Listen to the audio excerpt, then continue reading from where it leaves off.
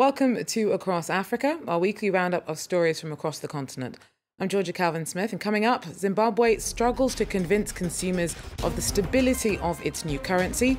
The RTGS dollar is still viewed as volatile by many, despite assurances from the central bank. Also, political instability in Burundi has given rise to an increase in the number of online videos appearing to show people being abused. Supporters and critics of the government are accusing each other of being behind the torture. And one of Africa's most prestigious film festivals celebrates its 50th anniversary. The 26th edition of Fespaco opened its doors in Burkina Faso's capital, Ouagadougou.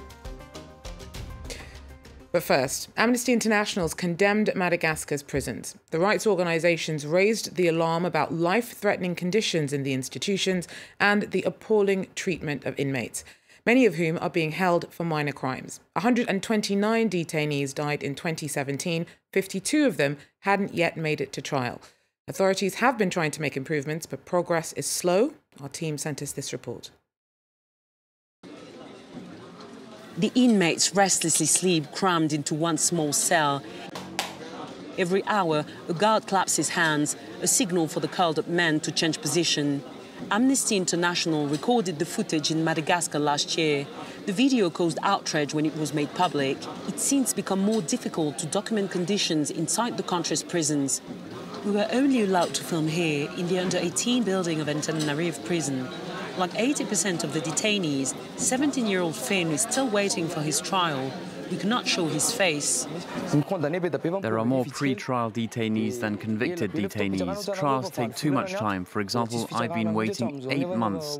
We suffer a lot because it's a confined area and the number of detainees is increasing. He is afraid of falling ill because of the overcrowding. Since the end of last year, over 900 people have already died on the island in an outbreak of measles. Here, a lot of people are sick. Some have typhoid, fever, measles. We're sick because of the bad hygiene. We are too many people here.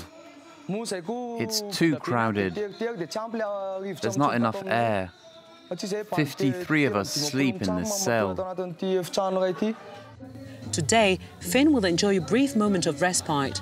A group of volunteer artists are organising a one-day festival with several workshops. Finn has chosen dance.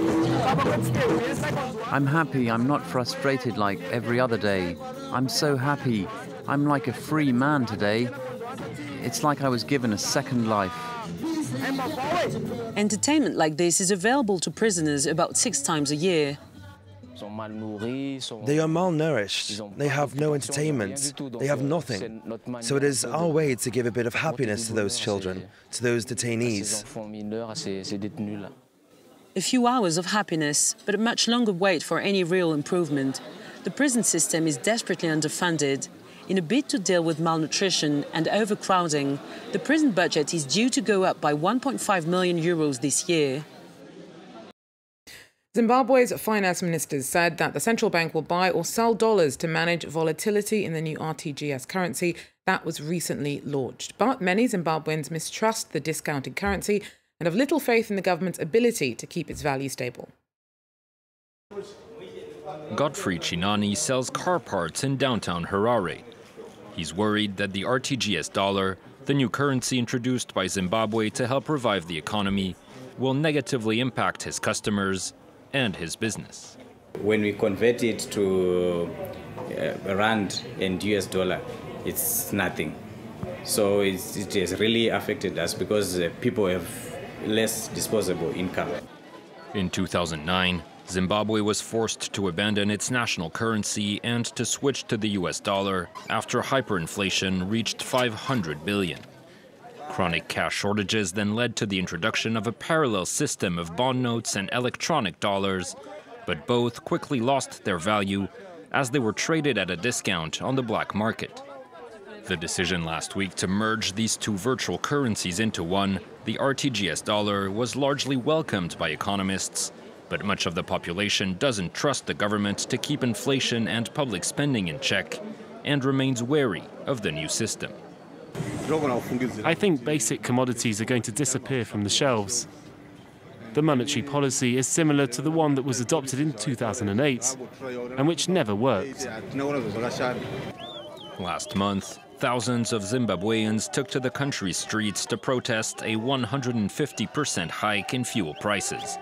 The government's response, a violent crackdown in which over a dozen people were killed and hundreds arrested, did little to help reassure foreign investors, whose trust will be crucial to the success of the country's new currency. Burundi is still in the grip of a violent political crisis sparked almost 4 years ago by President Pierre Nkurunziza's controversial bid for a third term. Recently, there's been a rise in the number of videos circulating on social media appearing to show people being tortured. Both exile opposition members and the country's intelligence services are being accused of being behind the brutality. Nicolas Chemin has more. This man is being tortured. A cord is tied round his genitals. He is ordered to phone his wife so she can pay ransom money. Iwachu, Burundi's only independent newspaper, identified the man being tortured. He's a farmer who also makes bricks. He lives in Rumonge, in the south of the country. Some in the region believe he was tortured by the National Intelligence Service.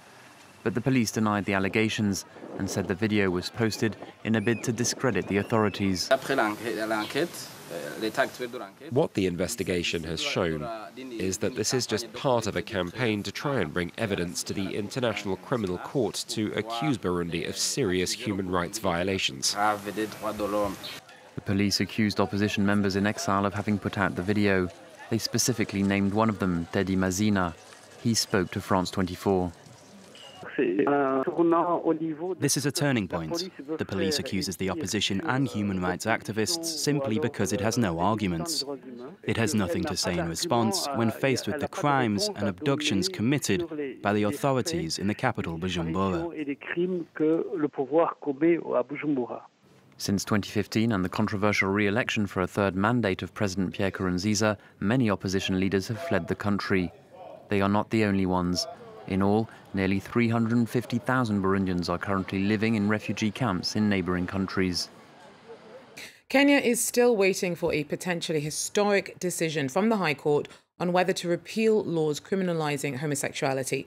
The much-anticipated ruling was due on February 22nd, but that morning was postponed until May. LGBT worshippers at a rare church in the country that openly welcomes the community are anxious to see a change to legislation.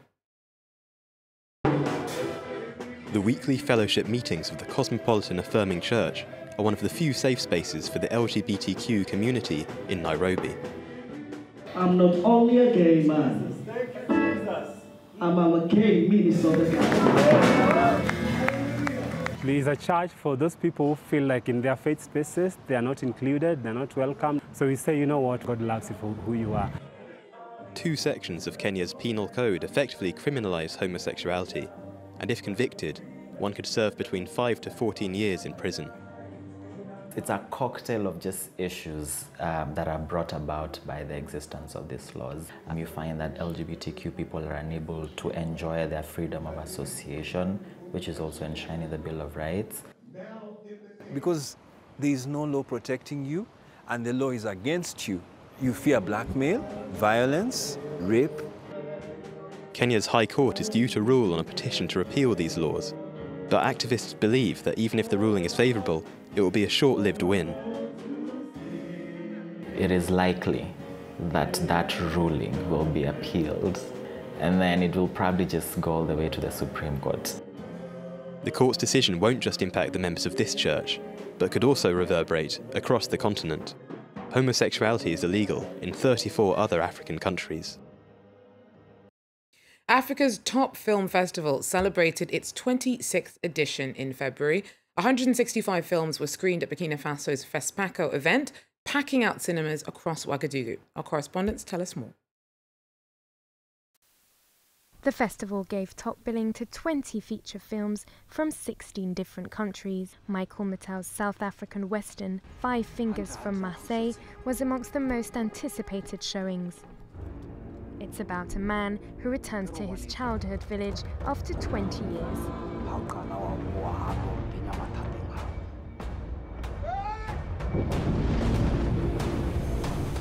South Africa has a very well-established film industry. They have a good technical standard, combined with exciting artistry. I like the film's large scope, its framing and the beauty of the images. The first ever film in the Dogon language by Malian producer Obotimbe Bukari has also been making waves in the country's industry. It's a film which shows the beauty of the Bagandiara cliffs and the lives of traditional Doso hunters. It reflects on the issue of migration in a sensitive way. The movie is very delicate and refined. Town from the big Lagos. Work. Nigeria's Nollywood film studios were also well represented. The feature-length film Hakunde follows a young graduate looking for his first job in the city of Lagos. How will your children not feel? After 5 decades, the Biennale Festival has become a focal point for African film and television creatives. Like them, it's ridden out challenges over the decades, struggling through the digital era and a rise in regional insecurity, and today remains a tribute to the resilience and passion of African cinema. Well, that's it for Across Africa for now. Thanks for joining us. Do so again if you can. Take care.